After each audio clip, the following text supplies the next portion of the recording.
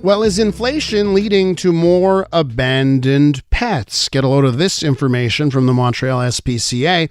They say they've taken in 113 more cats and 81 more dogs since the beginning of the year than the same period in 2022. Let's take a look at that and what could be behind the increase in abandoned pets. Laurence Massé joins us on the line from the Montreal SPCA. Laurence, welcome to the program. Thank you so much. So every day, what do you see at the Montreal SPCA? Well, every day we see surrender. We have received over 2,000 surrender year to date.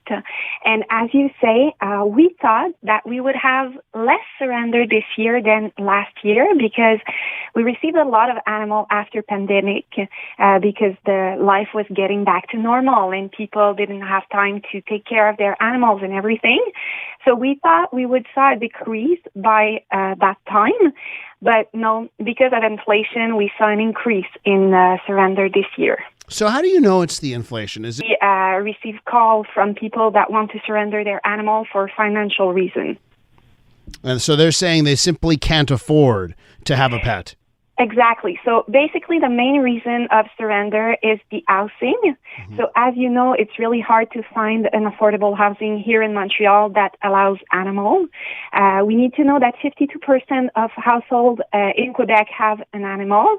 25% out of them have a dog, and only 4.2% of landlords accept dog in their apartment. So it's really, really hard for people with animals to find a housing. So that's the main reason of surrender. But there's also medical fees. Not that they're too expensive, but you need to be prepared. And because of inflation right now, I don't think that people can easily be prepared for that kind of emergency because it adds up really fast, those kind of bills. And the last reason is really for behavioral issues.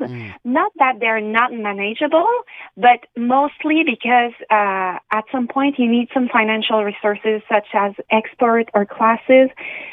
So for all of these reasons, we have an increase in the surrender this year. So it's May 2nd. We're a couple of months away from the July 1st, which is the traditional moving day.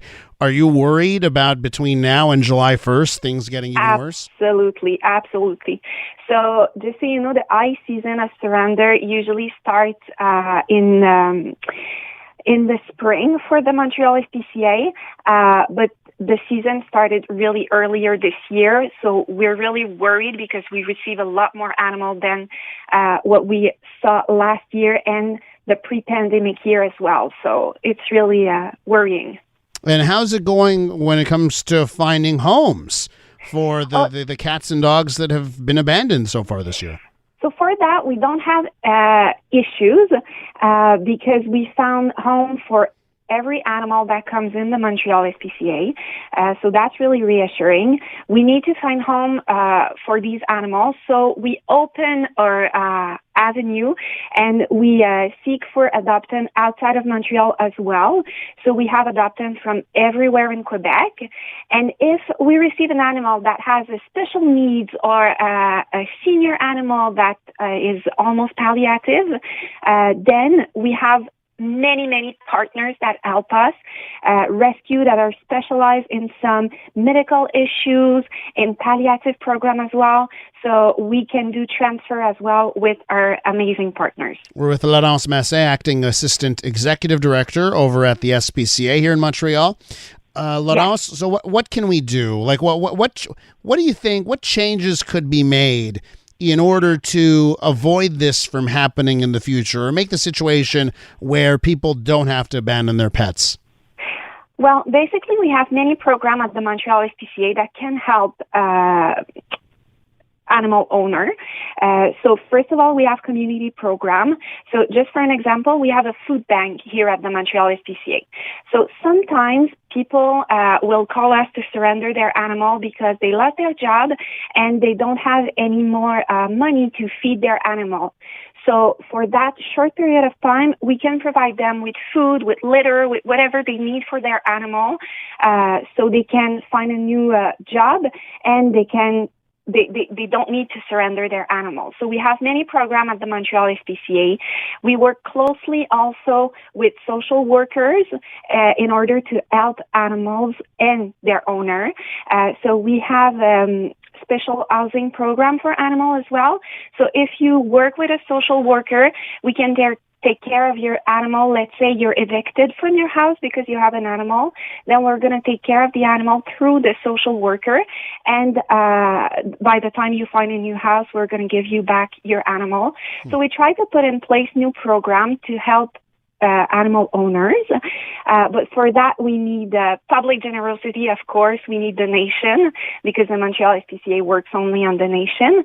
So we are seeking for public generosity. Laurence, do you think sometimes people underestimate just how much having a pet costs? Absolutely, absolutely. So people need to be informed when they adopt an animal. So on average, a cat is $2,500 a year, and a dog is $2,700 a year. That costs for like their basic care, such as food, such as basic vet medical reasons for their toys and everything. So people need to be informed. When you adopt at the Montreal SPCA, we have amazing adoption counselor that help you, guide you through that process, help you tell you everything from medical record to behavioral record of the animal. So you really know in which adventure you're going to when you adopt at the Montreal SPCA. And do you think that, are you in favor of a change of legislation to require landlords to take pets? Absolutely, absolutely. The Montreal SPCA is fighting for many years for that legislation to come in, but it's really the government that needs to take the lead on that. What do you say to a landlord that says, listen, I've had pets before, they cause too much damage and a mess, and I have to take care of my property here? What do you say to a landlord that thinks they have, pretty valid reasons not to accept pets?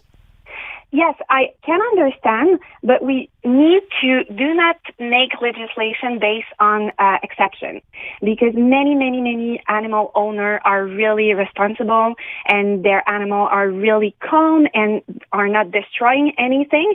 And that goes through education as well, because let's say for a dog, if you don't give the dog the proper walk, or you don't go through his energy level, then they might have some destroying behavior. But if you take care well of the animal and you manage the behavior, then you won't have any issues. So it's part of education as well. Laurence, thanks for coming by the program today. Thanks for talking to us. I appreciate it. Thank you so much. That's Laurence Massé from the Montreal SPCA.